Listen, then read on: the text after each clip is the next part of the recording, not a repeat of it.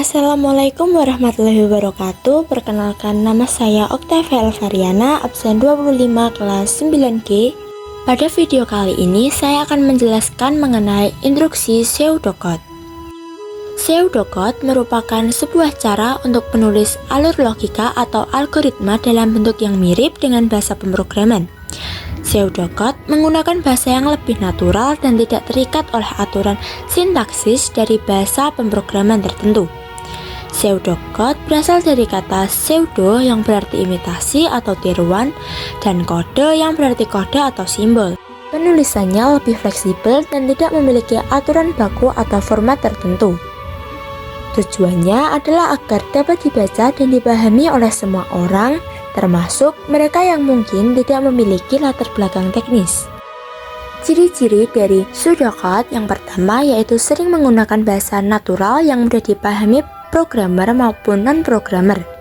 Yang kedua, memiliki struktur yang jelas seperti perulangan, percabangan, dan juga penugasan. Yang ketiga, tidak terikat oleh sintaksis dari bahasa pemrograman tertentu.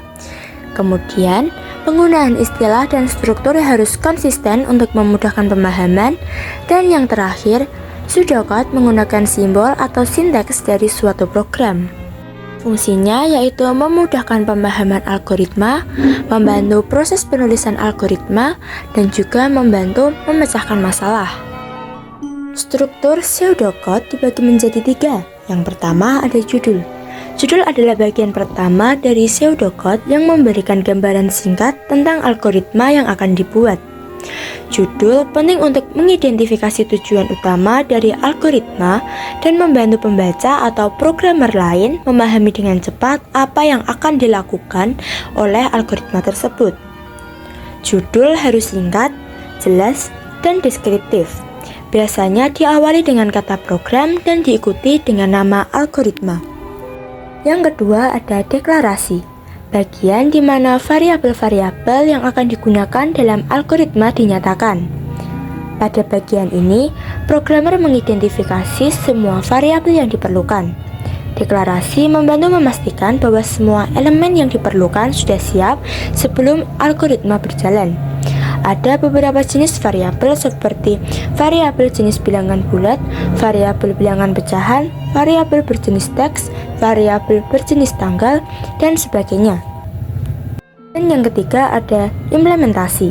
Implementasi adalah bagian inti dari pseudocode yang berisi proses, perintah, dan langkah-langkah dari algoritma yang akan dibuat. Implementasi ini mencakup langkah-langkah yang akan dilakukan. Notasi pseudocode adalah metode yang digunakan dalam pemrograman untuk menulis kode skrip yang lebih mudah dibaca dan dipahami. Hal ini untuk menggambarkan algoritma program komputer menggunakan struktur sederhana dari berbagai bahasa pemrograman, tetapi ditujukan untuk dibaca oleh manusia, bukan dieksekusi oleh komputer. Jenis-jenis notasinya yang pertama ada input dan output, while, if then else, repeat until, dan case. Notasi input dan output adalah notasi input digunakan untuk menggambarkan cara data akan dimasukkan ke dalam program dengan menggunakan perintah seperti input atau read. Notasi output digunakan untuk menampilkan hasil atau keluaran dari sebuah program menggunakan perintah seperti print atau display. Jenis yang kedua ada while. Notasi while dalam pseudocode digunakan untuk menggambarkan perulangan yang dilakukan. Jika kondisi tersebut benar, pernyataan dalam blok while akan dieksekusi. Jika kondisi tersebut salah, perulangan akan berhenti dan program akan melanjutkan ke pernyataan berikutnya setelah blok while. Jenis notasi yang selanjutnya yaitu if then else.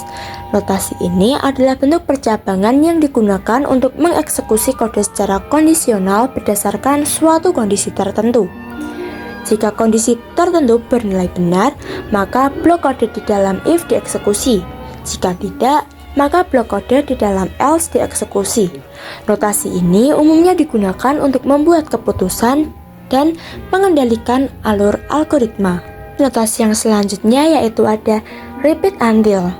Notasi repeat until adalah struktur kontrol dalam pemrograman yang digunakan untuk melakukan iterasi atau pengulangan suatu blok kode sampai kondisi tertentu terpenuhi. Repeat until akan selalu menjalankan blok kode setidaknya satu kali sebelum memeriksa kondisi yang ditentukan. Jenis notasi yang terakhir adalah notasi case. Notasi case merupakan struktur kontrol yang digunakan untuk membuat keputusan berdasarkan nilai dari sebuah variabel. Struktur ini memeriksa nilai variabel terhadap beberapa kemungkinan kasus case dan menjalankan blok kode yang sesuai dengan kasus yang cocok. Case membuat kode lebih mudah dibaca dan dipahami dibandingkan dengan beberapa pernyataan if dan else yang digunakan secara berturut-turut, sehingga penulisan menjadi lebih efisien dalam membuat keputusan yang melibatkan banyak kondisi.